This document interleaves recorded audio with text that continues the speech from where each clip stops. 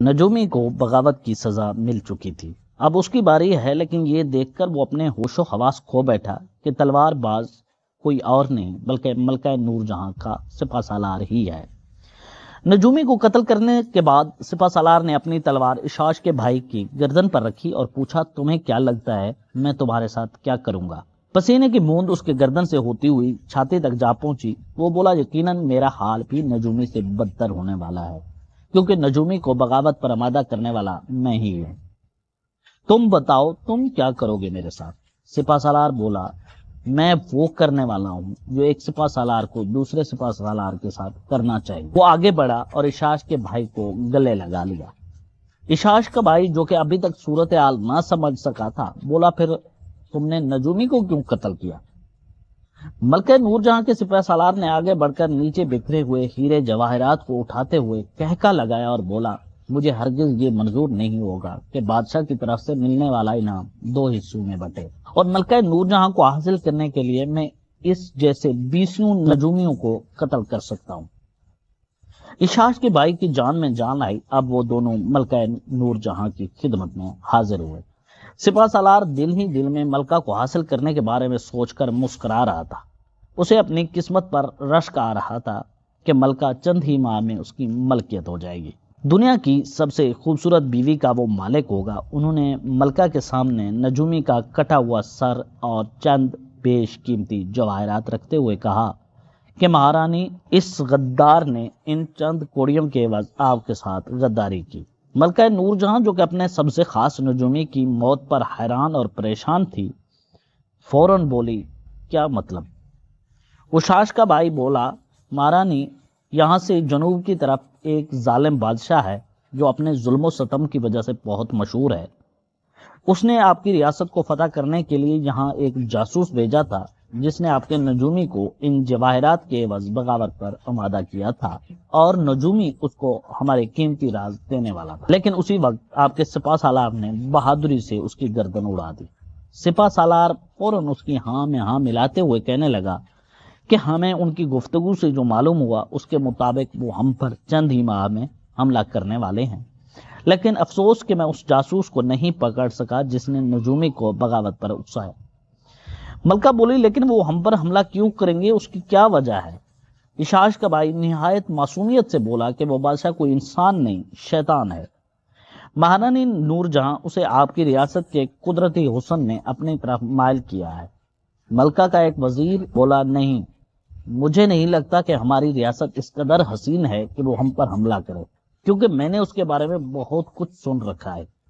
وہ جس بھی ریاست پر حملہ کرتا ہے صرف اسی ریاست کی سب سے حسین و جمیل مہارانی یا شہزادی کو اپنی رکھیل بنانے کے لیے کرتا ہے، اور جس قدر قیمتی جواہرات اس نے نجومی کو بہکانے کے لیے دیے ہیں ہماری شاہی خزانے میں بھی موجود نہیں ہے۔ اس سے صاف ظاہر ہوتا ہے کہ اسے ہماری چھوٹی سی ریاست سے کوئی سروکار نہیں، اس کا مقصد کچھ اور ہے۔ ملکہ نور جہاں سارے صورتحال کو بانپ چکی تھی، وہ بولی، اس کا مطلب وہ ریاست کی آڑ میں مجھے پانے کے لیے بھی جنگ کرے گا۔ سپہ سالار اشاش کے بھائی کی طرف مشکوک نگاہوں سے دیکھ رہا تھا، کیونکہ اس کے بقول تو ملکہ نور جہاں سپہ سالار کو بطور انعام ملنے والی تھی۔ وزیر دوبارہ اشاش کے بھائی کی طرف مخاطب ہوا اور کہنے لگا کہ جہاں تک میں جانتا ہوں وہ تمہاری ریاست پر 2 ماہ پہلے حملہ کر چکا ہے، اور وہ تمہارے سارے خاندان کو مہارانی اشاش اور تمہارے سوا قتل کر چکا ہے، کیونکہ اشاش کو تو اس نے اپنی رکھیل بنایا تھا اور تم اس وقت بھاگنے میں کامیاب ہو گئے تھے، لیکن تم چند ہی دنوں بعد سرحد پار کرتے ہوئے قید کر لیے گئے تھے۔ اس کے قبضے سے تم زندہ کیسے بچے؟ اشاش کا بھائی پوری طرح پھنس چکا تھا، اسے دوبارہ اپنی موت دکھائی دے رہی تھی، کیونکہ اس کا راز ملکہ اور سپہ سالار دونوں کے سامنے کھل چکا تھا۔ البتہ سپہ سالار کے سوا کوئی بھی اس صورتحال کو سمجھنے سے قاصر تھا۔ اب سپہ سالار سمجھ چکا تھا کہ بادشاہ نے فقط ملکہ نور جہاں کو حاصل کرنے کے لیے ہم سب کو مورا بنایا ہے۔ اسے اشاش کے بھائی کی چالاکی کا پتہ چل چکا تھا، اسے اشاش کے بھائی پر غصہ آ رہا تھا۔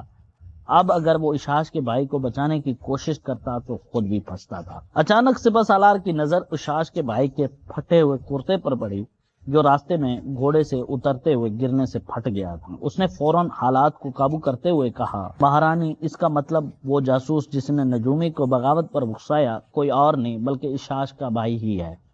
کیونکہ میری اس جاسوس سے لڑائی کے دوران اس کا کرتا پھٹ چکا تھا، لیکن اس کے منہ پر نقاب تھا اور محل میں رات کے اندھیرے کی وجہ سے میں اسے پہچان نہیں سکا تھا۔ اور دوسرا یہ کہ اس بادشاہ کی قید سے بھاگا کیسے۔ شاش کا بھائی سپہ سالار کی چالاکی کی وجہ سے پھنس چکا تھا۔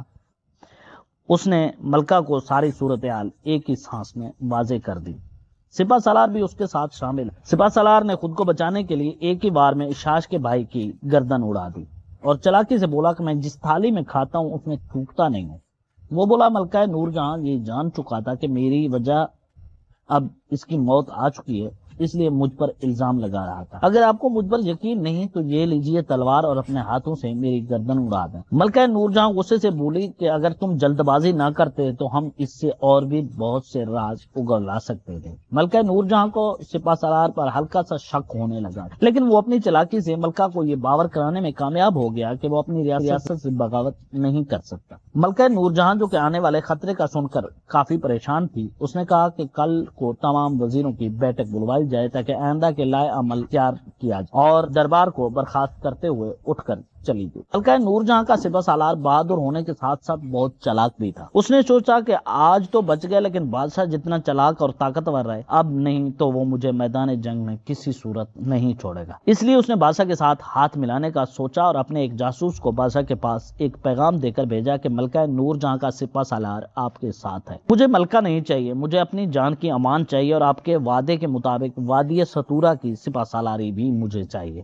ساری صورتحال اور شاش کے بھائی کا انجام دیکھ کر بادشاہ جان چکا تھا کہ دشمن اس قدر کمزور نہیں جتنا وہ سمجھ رہا تھا، لیکن بادشاہ کو شاش کے بھائی پر رہ کر غصہ آ رہا تھا کہ اس کی بے وقوفی کی وجہ سے دشمن ہوشیار ہو چکا تھا۔ بادشاہ نے فوراً اشاش کو دربار میں پیش کرنے کا حکم دیا۔ اشاش کے آتے ہی وہ بولا اگر مجھے پتا ہوتا کہ تیرا بھائی اس قدر بے وقوف ہے تو میں اسے اپنے ہاتھوں سے مار ڈال۔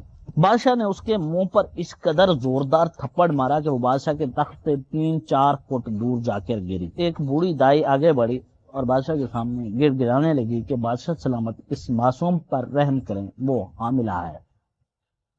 فوراً وزیر کی طرف بڑھا اور اسے گریبان سے پکڑ کر دھکیلتا ہوا محل کی دیوار تک لے گیا۔ وزیر کی تو جیسے سانسیں ہی رک گئی تھی۔